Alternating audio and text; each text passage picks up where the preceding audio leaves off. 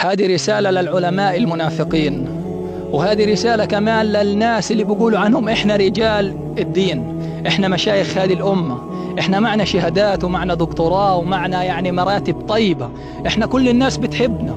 أنت بتطلع لي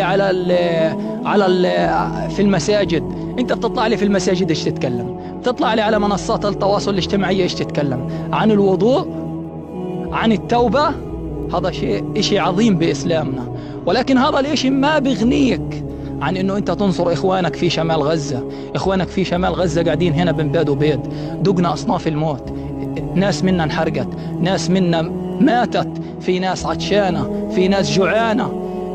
والله العظيم ما تجرأ علينا عدونا إلا بسكوتكم يا منافقين. اتقوا الله سبحانه وتعالى.